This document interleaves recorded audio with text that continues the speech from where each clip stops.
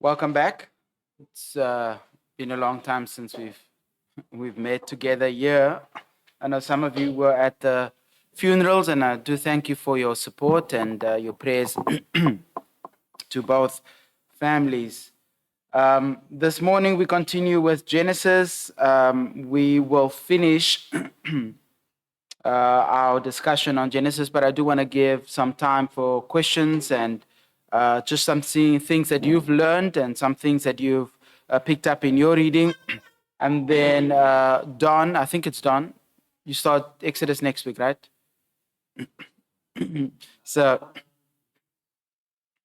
well, it's Genesis, Exodus. So whoever's doing Exodus is Peter. Oh my goodness. No, I don't think it's Frank. I do think it's Don, but we will find out who teaches next week. So it will be Exodus if we can't settle out who's doing what. I'll teach it. But yeah, let me just give you a quick survey of where we've been. We've looked at the overview of the reason why God has given us the Old Testament, and then busy looking at the commentary on Genesis. So we'll get to that in a moment's time. Does anybody remember the keywords? Keyword. Come on. Beginning or beginnings. Theme is promise, seed, and covenant. Key people: God, Adam, Noah, Abraham, Isaac, and Jacob. How have I outlined this book? Anybody remember?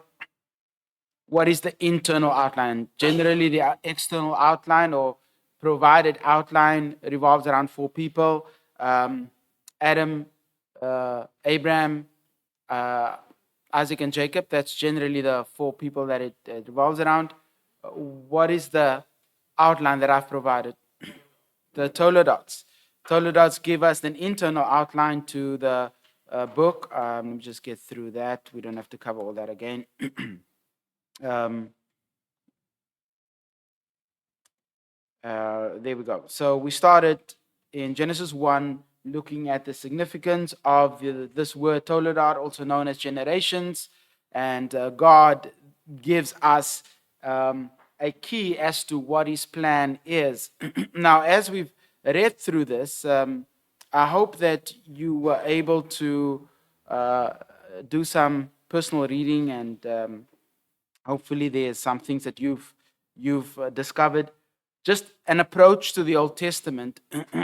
Often we find it difficult to read the Old Testament because we really don't know what the Old Testament is about. So let me ask you this question.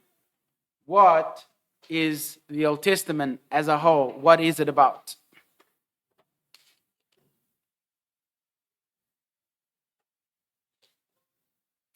Yes, Ed? It is. Yeah, that's what I was looking at. Did you have something else? Yep. It's God progressively revealing truth about himself. That's what it is. So often what happens when we get to the Old Testament, we look for life principles. We look for things that applies to me, and that's what makes reading the Old Testament so difficult. God has a plan and is revealing it. Now, not always, and oftentimes, there's not always a direct application for us, but there are general principles that we can glean for ourselves. God has a plan and is slowly unveiling that plan. So let me ask you, what is the plan? Is it creation? No. Okay. Plan is not creation because life goes on after creation. So if creation is not the plan, what is the plan? I can't hear. Speak up. I'll repeat what you say so you don't have to put them on. And Jean doesn't want to use the mic. The Son to be. Okay, what do we do with the cross then? Is that the goal? Is that the plan? So who's ever heard of the redemption plan of God? That's often what we hear in terms of Old Testament. The purpose of the Old Testament is to point to the redemption of God's people. So the cross is in view. But that's not the plan. That's the means to accomplish the plan. Wayne, sorry? That's part of the plan. Yeah, okay, that's part of the plan, yes. So God, the entirety of the plan is the canopy under which it all fits is God's glory. God aims to glorify himself. And there are various ways in which he does it. Yes, it includes creating a people that will worship him. And it starts with Israel, that God calls Israel to himself as a microcosm of what he will do in the world. And so the plan expands. And then through the cross, it's now not only Israel, but also the nations. So God then incorporates people from different tribes and tongues into this community that worship him. But that's still not the plan. The ultimate plan is the majesty and the glory of the Son over the people he has created to worship him. So the glory of Jesus, the ultimate reign of Jesus, not just during the millennium, but the ultimate reign of Jesus forever, because that's what the Revelation speaks about, the eternal reign of Christ over all. That is the goal. That is the plan. That's where Revelation ends. So God is slowly, progressively revealing how he's going to get there, how he gets there. So during the establishment of kings, even though Israel rejects God as king, the establishment of kings is a good thing in that they are able to experience what kingdom life would look like, because Christ will ultimately be the king who will reign over his people. If you keep these things in mind, when you understand the big picture, the meta-narrative, reading the Old Testament becomes a little bit easier. Then following the narrative, looking for the seed promise, looking for the crown promise, looking for the reigning promise, the kingdom promise, that's what you look for, and that builds the theology of the Old Testament as you read. Now, what do we do with application? Application is one of the most difficult things in Scripture. So let me give you 4 ways to think about the Old Testament. First, have a reading strategy. Don't just read for the sake of reading a reading plan. Understand that you are trying to understand God's progressive revelation of himself. And so look for those themes in Scripture. My next plan, I'm busy with looking at eschatological truths in the Old Testament, which relates to my thesis. But the next plan is to look wherever the pronoun God, Yahweh, Jesus, Lord, Christ, Messiah appears in direct reference or allusion. That again, I've got a reason why I want to do that. So have a plan to read.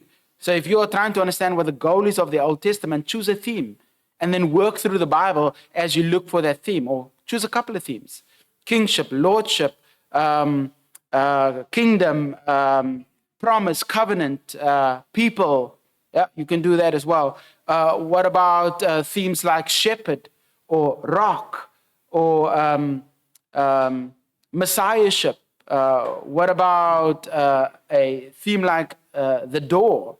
You may not think about that a lot, but follow themes through Scripture that will help you to understand God's development of theology in the Old Testament. And secondly, look for interconnectedness, theological interconnectedness. This is called the interrelationship of Scripture. The technical term is intertextuality of Scripture, but there's themes and texts that interrelate. There are various books. I forget the one. I think it's called Topical Treasury of the Bible. I think that's the one, or the new Treasury of the Bible. That's another one.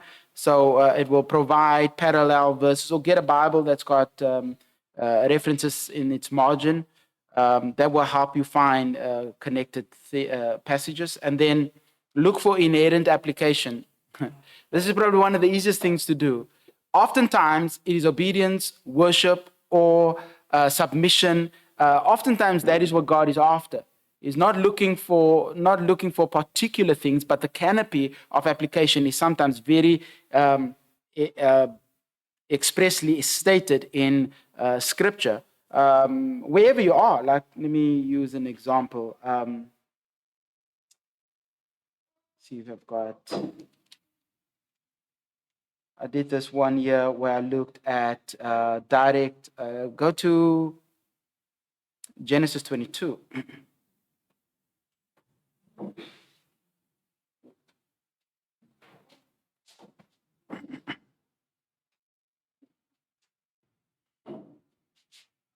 Um, People often look for uh, application, and sometimes they ask the question, well, how does this apply to me? It's a good question, but you can get tied up in the wrong application in the Old Testament. So the question should be, what is the application that God requires of the person or the people that he's writing to? So look at that first. For instance, Genesis 22. After these things, God tested Abram and said to Abram, said to him, and he said, "Here am I." And said to him, Abram, and he said, "Here am I." And he said, this is God speaking, "Take your son, your only son, Isaac, whom I love, and go to the land of Moriah and offer him there as a burnt offering on one of the mountains which I shall tell you." Okay, what's the application there? Is it go sacrifice your child? Sorry, what?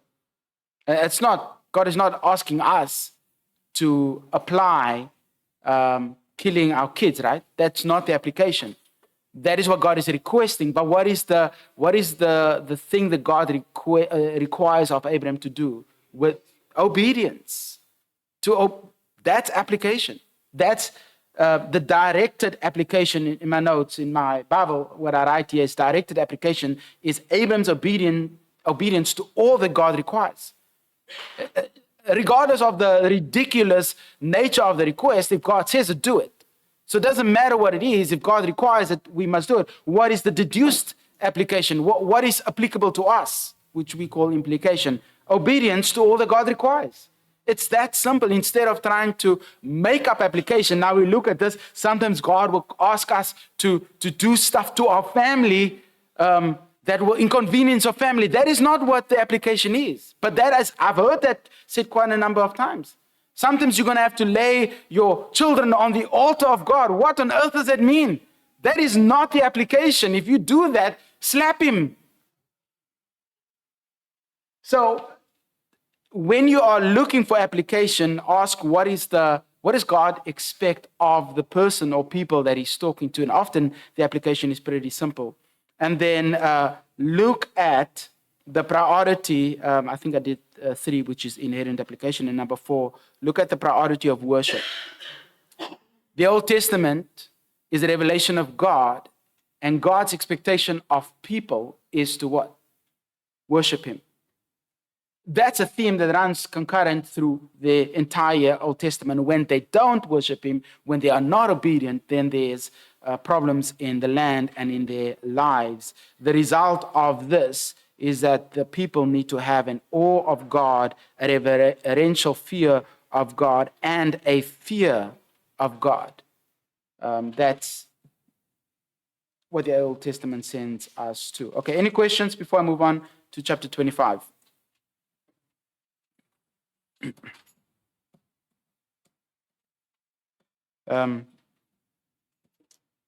Okay, we'll start over here.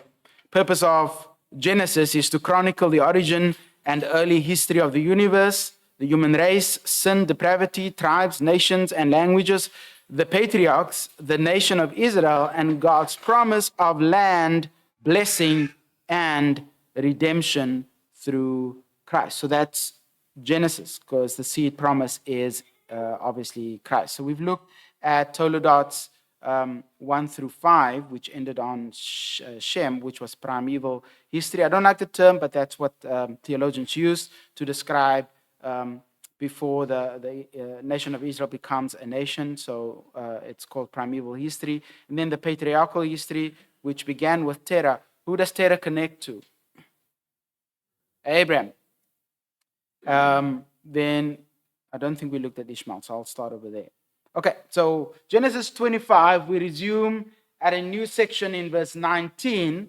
And I said to you, wherever you see the word generations, it is a key marker in the book of Genesis. It tells you that there's a new discussion or new person in focus. In verse 19, we have the generations of Isaac, Abraham's son. So just to identify who he is, this is the son of promise. There was another son whose name is what? Ishmael. It's not that difficult. Look at verse 12. He is given a complementary mention in Genesis 25. These are the generations of Ishmael, Abraham's son, whom Hagar, the Egyptian, Sarah's servant, bore to Abraham. These are the names of the sons of Ishmael, named in the order of their birth. Nebaioth, the firstborn of Ishmael, Kedar, Abdil, Mibsam, Mishma, Duma, Massa, Hadad, Tima, Yetu, Naphish, and Kedemah. They all sound very distinct. I'm not going to say it because I may be wrong, but it sounds like a certain group of people. And it says these are the names of Ishmael and the names of and these are the names by their villages and by their encampments. 12 princes according to their tribe. Isn't that interesting? 12 princes according to their tribe to Ishmael. We know from other Bible passages that his hand will always be against Isaac. And they settled in Havilah to Shur, which is opposite Egypt in the direction of Assyria. And he settled over against all his kinsmen. Yep, this is Arabia, the general area of Arabia. So his hand, which will not only be against Ishmael and the people of God, but against all his kinsmen. So he gets a complimentary mention. He fades into non-existence since this is not the child of promise, and the attention now moves to Isaac, and the rest of the book speaks about Isaac and his progeny, Isaac and what God has, God will raise through this man. So we resume in verse 19, and these are the generations of Isaac, Abraham's son. Abraham fathered Isaac, and Isaac was 40 years when he took Rebekah, the daughter of Bethuel, the Aramean of Paddan Aram, the sister of Laban, the Aramean, to be his wife. And Isaac prayed to Yahweh for his wife. This is the second time it's mentioned that Isaac was a man of prayer or worship. Look at verse 63 of 24. And Isaac went out to meditate in the field toward evening. It seems like Isaac was a godly man. It seems like he was a man that loved the Lord, that worshiped God and submitted to the Lord. Middle of verse 21 of 25. And Yahweh granted his prayer, and Rebekah, his wife, conceived. Isaac prayed for her, obviously, because she was barren, and the Lord granted his prayer. The children, you've gone from God blessing him to blessing him abundantly. The children struggled together within her, and she said, if it is thus, why is this happening to me? Probably she probably had a fear that she was going to lose the children because there was, or a child, because there was a struggle in her womb. So she went to inquire of Yahweh, and Yahweh said to her, 2 nations are in your womb, 2 people from within you shall be divided. That's a divine, quote unquote, decree, a prophetic word. The one shall be stronger than the other, and the older shall serve the younger. God is not merely telling her what's going to happen, God is telling her what will happen. It's a future prediction of how these two young men will live. When the days to give birth were completed, behold, there were twins in a womb. The first came out red. I have no idea what that meant. I looked it up, and it literally means red like dust. So it's probably like a clay. He was probably like a monkey, I presume. He was red, and all his body like a hairy cloak. This is an unusual child. He was a hairy, red-looking individual. So they called his name Esau. Not a wonder. He was not loved. I'm just joking. Afterward, his brother came out with his hand holding Esau's heel. So his name was called Jacob. Jacob means to take the heel, or literally, he cheats. And you will see that Jacob is, in fact, a cheater. Isaac was 60 years old when she bore her, when Rebekah bore them. When the boys grew up, Esau was a skillful hunter, a man of the field, while Jacob was a quiet man dwelling in tents. Isaac loved Esau because he ate of his game, but Rebekah loved Jacob. Twins. And you would think that parents would be equally loving to two kids that came out at the same time, right? Not so. And I don't know if that's true between me and my wife. I'm not saying anything. But the one was loved more than the other. Now notice what it says. When the boys grew, Esau was a skillful hunter, a man of the field, while Jacob was a quiet man. Isaac loved Esau. Why? Tells us he was a good cook. Hey, I don't like cooking, but the Bible tells us that men cooked. It's not an uncommon thing in the Old Testament to find men cooking. You will see his brother Jacob. He loves the ground. He's not so much a lamb eater, so he eats stews, like vegetable stews. That says something about people who love veggies, but we will leave it at that. But the fact is that they were given to making meals and for the family, and it wasn't a bad thing. Today, our society is turned on its head, and it's the women who must cook for the men, as if men cannot cook. Look at what it says in 29. And when Jacob was cooking stew, which was either with meat or without meat, in this case, it seems like it was without meat, Esau came in from the field and was exhausted. And Esau said to Jacob, now in the English, this is translated in a very smooth way. Let me eat some of that red stew, for I'm exhausted. In the Hebrew, it's very rough. Hungry. Eat some stew. I'm tired. That's literally how it comes across, like he's a very rough guy. He comes in, he's exhausted, and he's like, man, I'm hungry. Give me the food. English, it's smoothed out, I suppose, just to make a little bit more sense of it. Therefore, his name is called Edom. Edom sounds like the word red. And Jacob said, sell me your birthright now. This sneaky little devil.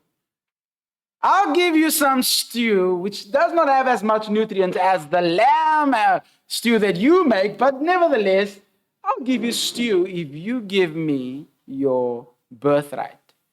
That's very tricky, and as his name suggests, He's a cheat. The guy's really angry, really exhausted, out in the middle of um, the desert and struggles to um, uh, have any kind of nourishment. And his brother sells, or at least wants him to sell, his birthright.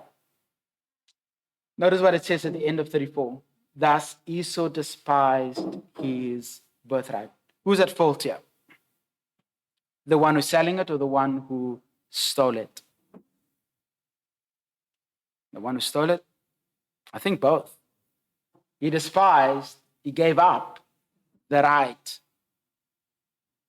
And then he complains about it later on. And to move on. In chapter 26, there is a reaffirmation of God's covenant to Abraham. And if you remember from my previous discussions, God develops Abraham's faith over time as the covenant expands over time.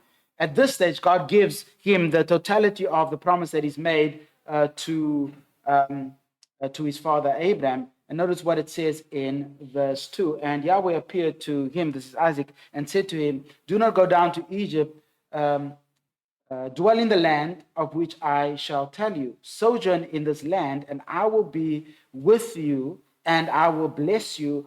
For to you and to your offspring I will give all these lands, and I will establish the oath that I swore to your father Abraham.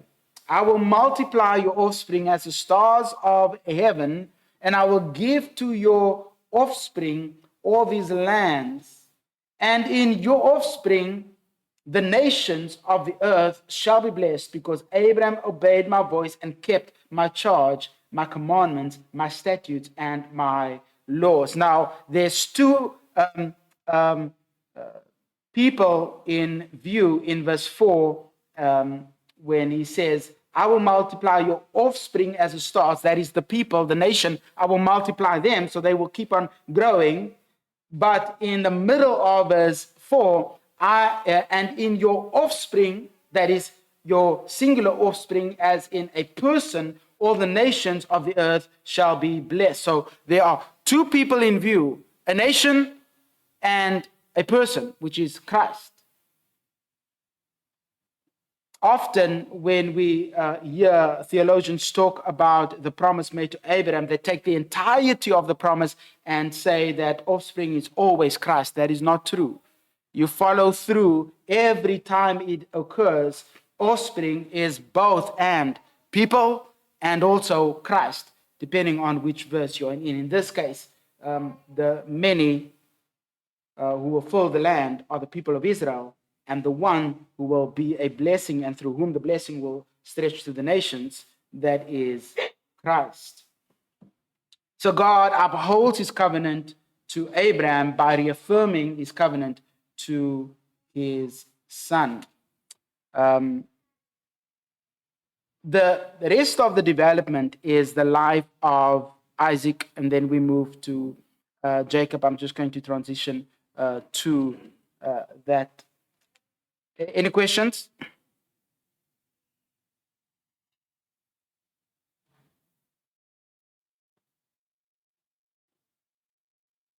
Right, chapter 27. I didn't hear any comments, so I'll just move on.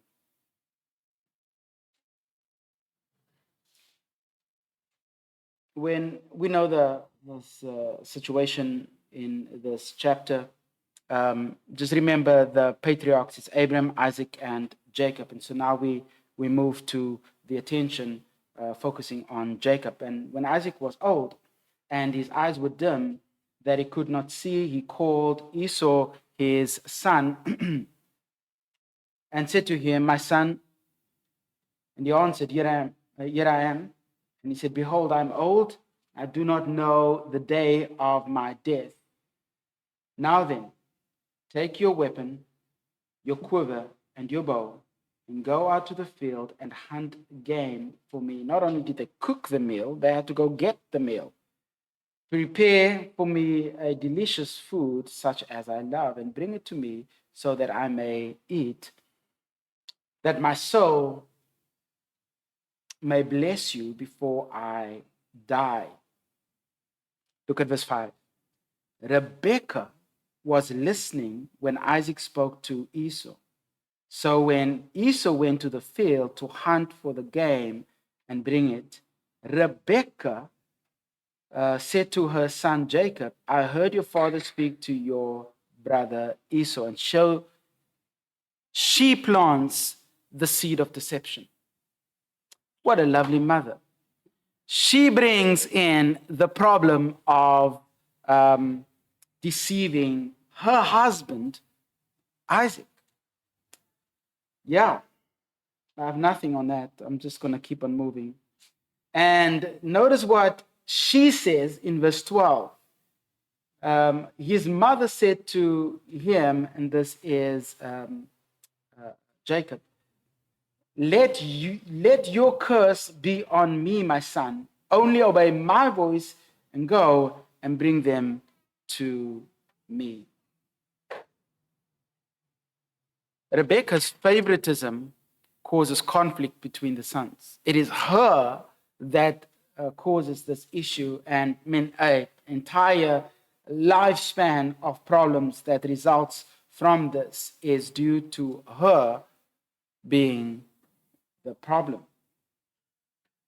In verse 20, let me back up to 18. So he went into his father and said, my father, and he said, here am I, who are you, my son? And Jacob said to his father, I am Esau, your firstborn. I have done as you told me. Now sit up and eat my game, and that your soul may bless me. I feel sympathy for Jacob here because he's following through on his mother's deception, but also he's taken it up.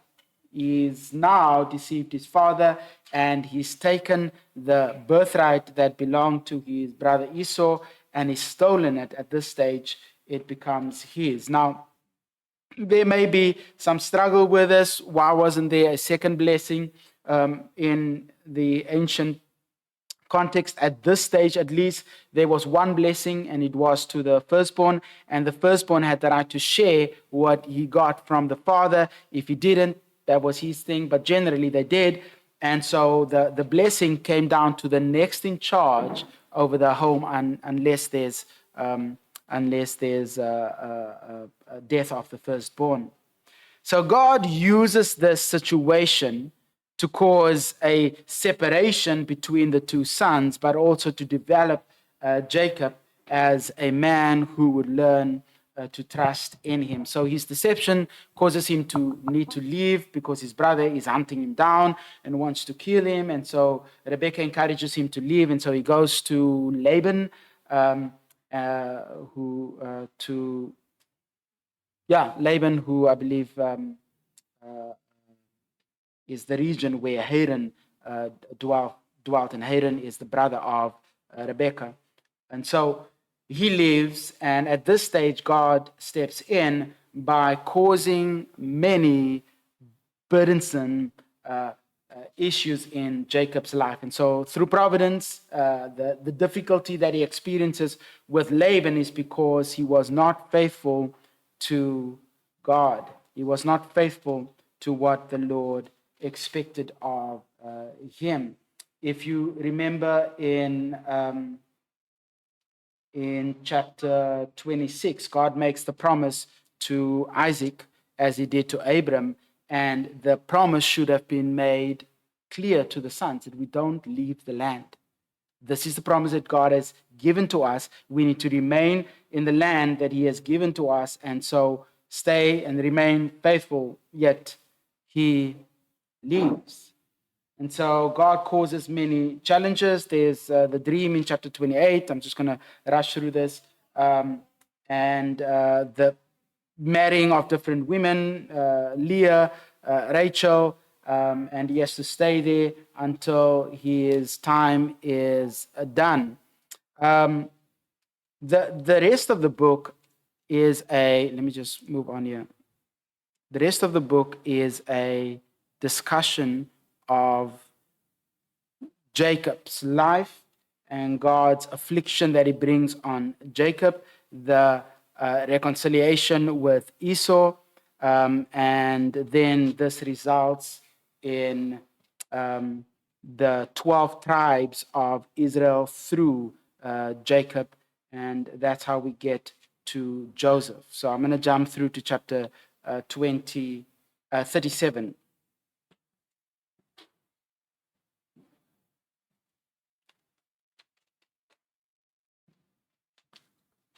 And you see there's a returning to the land. Jacob lived in the land of his father's sojournings in the land of Canaan. These are the generations of Jacob. So from here, the attention shifts from Jacob to Joseph, even though it's still under the canopy of Jacob. Yeah, comment. Yeah, I just want to go back a little bit. It's an interesting story there, because if Esau sold his birthright, and assuming you can do that, Yeah. then the birthright belongs to Jacob.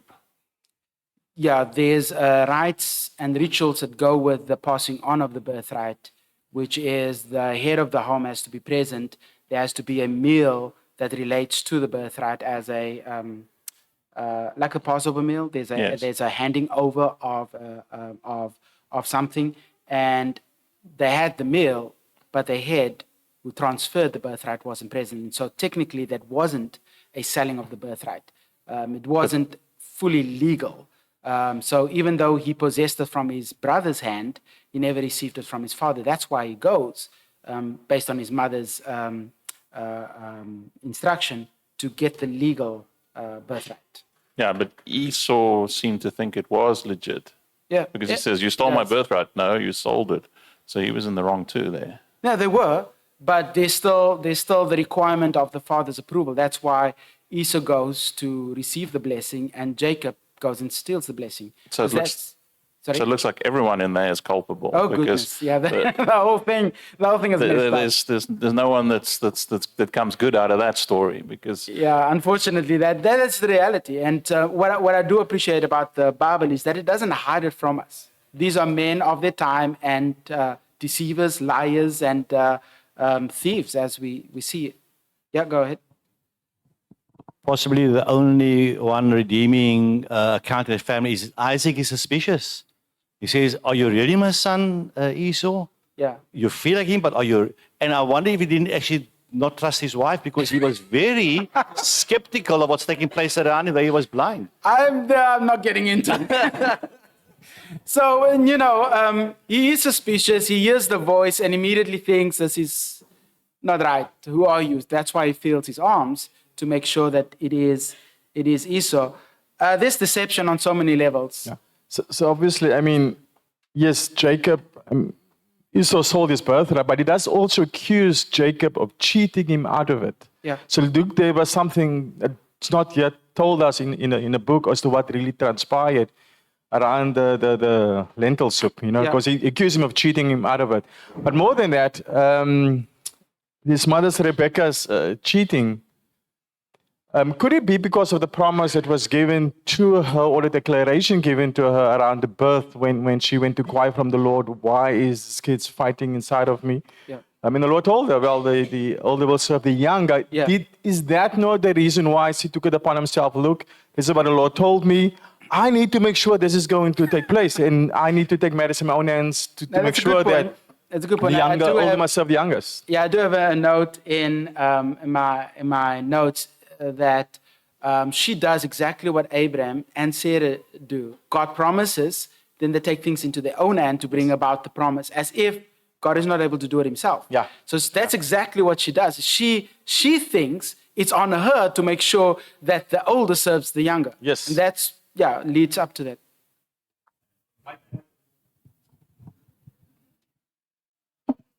Thanks. Sorry. I think on that exact point, it's really interesting to see the progression through the families. Yeah. How Abraham and Sarah don't trust at all the promise of the birth and take it into their own hands. Then Isaac and Rebecca trust a little bit in that they go to pray, but then they don't trust for the outcome. And then finally with Joseph, he seems to be the only one who doesn't take matters into his own hands. Well, Joseph is another case, and I'll get to that in a different way. So you're right.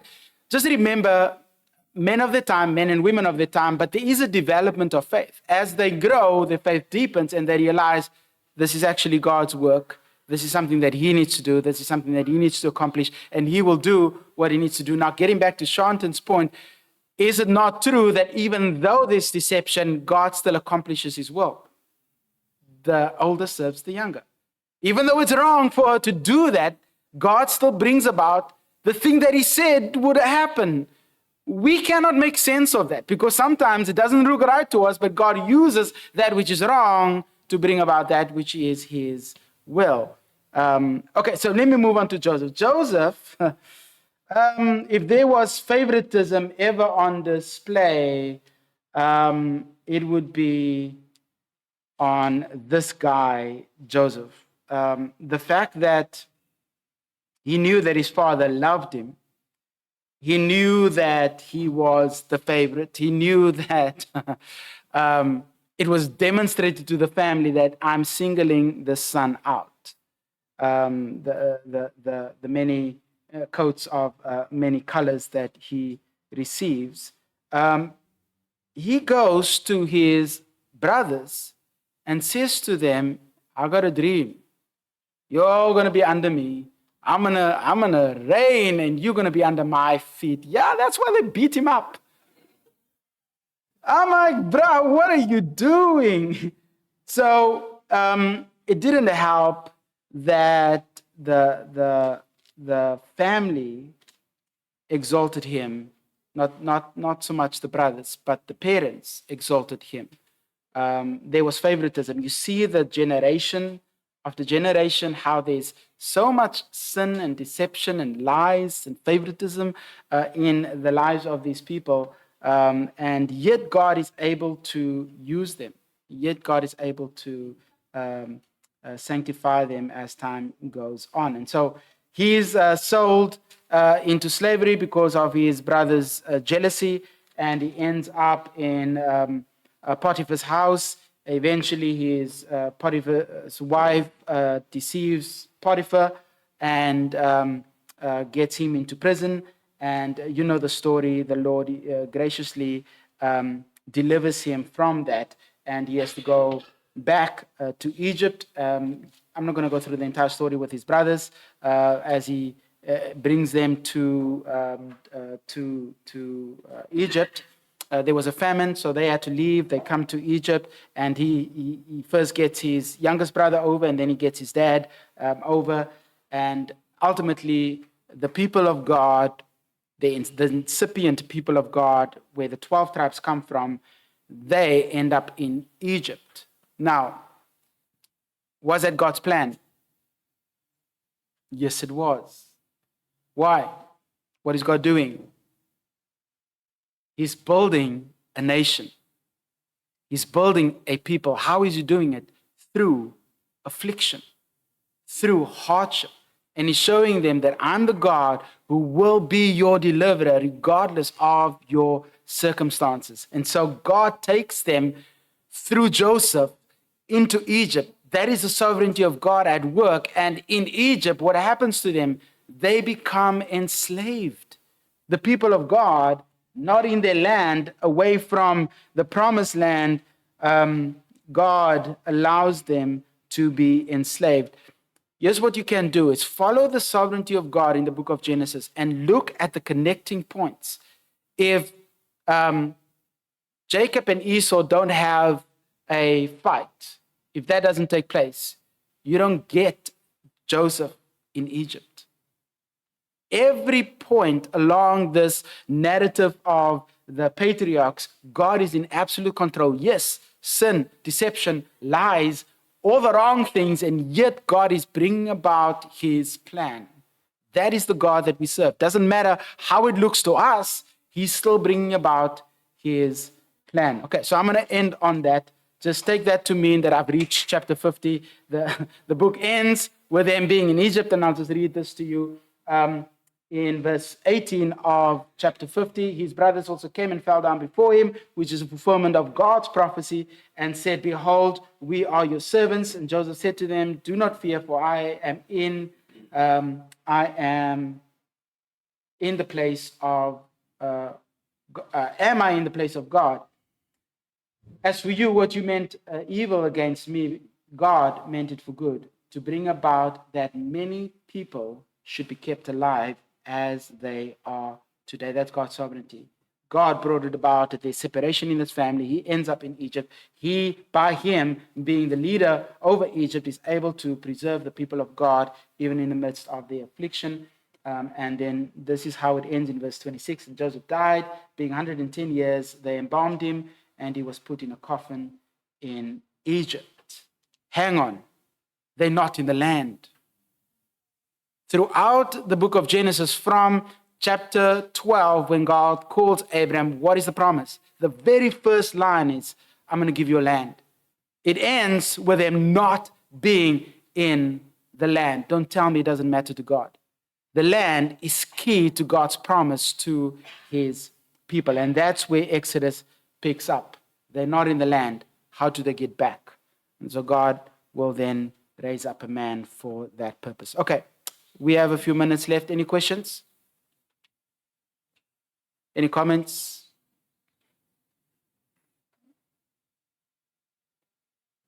Go ahead. Is the fact, if you look at the ancients, Moabites, Perizzites, Gagahites, they're all dead. I mean, not one of them is alive except Israel and Egypt. Is the fact that some of it's like Joseph is buried there is why Egypt is still around?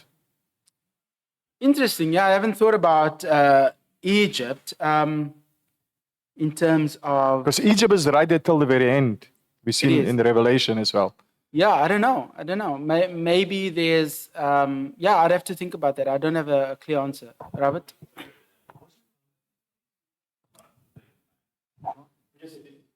I don't know what you're saying. They took his bones.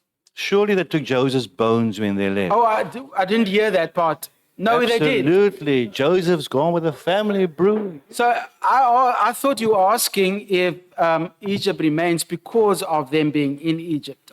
No, I didn't hear about the bones. No, his bones have been removed.